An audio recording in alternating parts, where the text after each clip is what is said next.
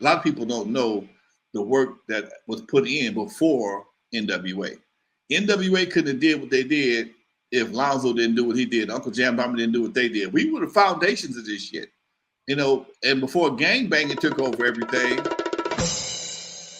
before gangbanging made it hard for us to make our money, we was the shit. You could go to the Eve from 9 o'clock or 10 o'clock at night till 4 or 5 in the morning.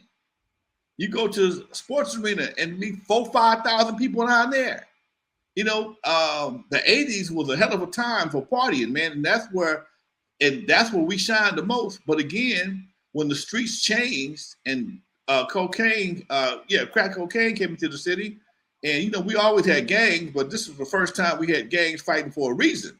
It used to be just about territory for respect. Now it's about territory and money, whole different level. Changed everything. So Doc, and then half the wrecking crew went on and played that role for another phenomenal situation. And for us to be for Dre to recognize Eve After Dark in the Super Bowl, man, come on, dude, can't nobody fuck with us, man. Absolutely. As they say, we unfuckwittable, okay?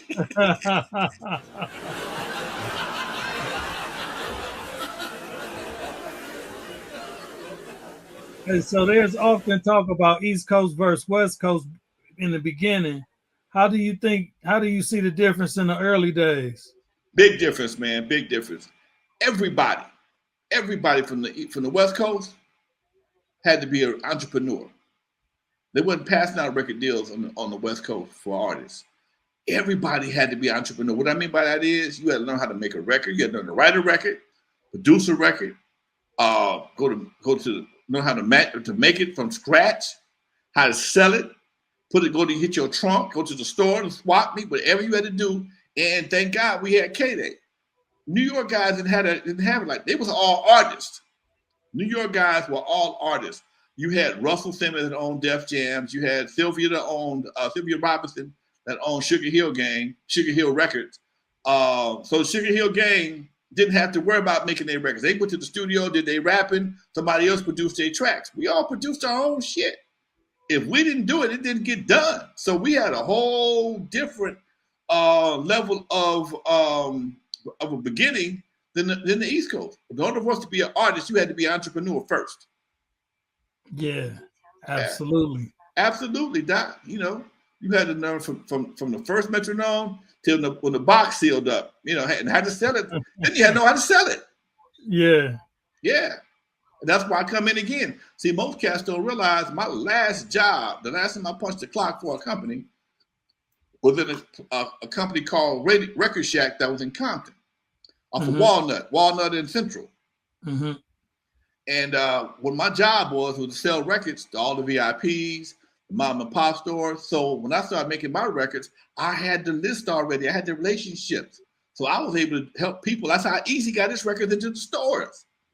Because of Lonzo had the connection. Like I said, my last job was all I do was sit on the phone. Hey man, this is Lonzo from my Record Shack. I got the latest at that time, Doobie Brothers. I got the latest Earth, Wind and Fire. Come on, bring me some of them. So sometimes if we miss UPS, I'd have to go down to my boy on Vernon in Figueroa and drop off records. I'd have to go to VIP on in Long Beach. I'd have to go to VIP on Crenshaw. So I got these relationships now. They know me. They know my face from Record Shack. So I come back a couple years later with my own damn product, my own mixed records. Then after that, I come back with Slice, Surgery, and Juice. I got a whole network. Based on my last job. And they don't know that. See, people don't know that. Dre don't know that. And here is the kicker. Here's the kicker why I feel it's not common knowledge. Unlike East Coast, where when Kool Herc did what he did at 520 Sedgwick, Africa Bambaataa was a part of that, so was Grandmaster Flash.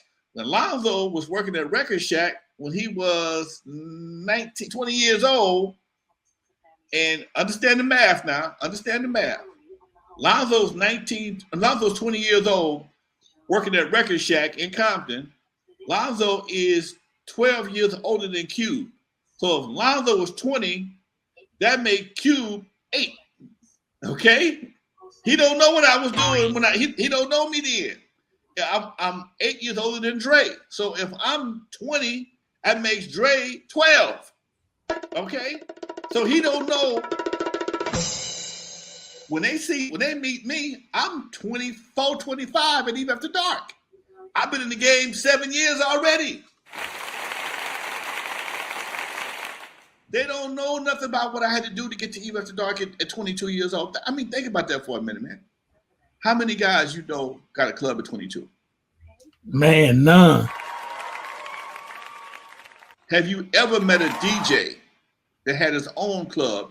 Not just working there. I'm paying the rent, the security guards, the cashiers, and the other DJs at 22 years old.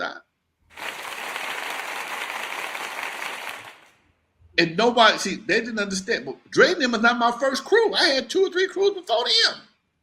They're not the first crew. So I had been to Eve, maybe 3 years before I met Dre or Yella. Okay? I opened the Eve in 79. I met Dre and them in 73. No, I met opened the Eve in 79. I met them in 83. 82. Yella came in 82 and Dre came in 83. Right before we started making records. So I've been at the Eve almost 4 years before I met anybody.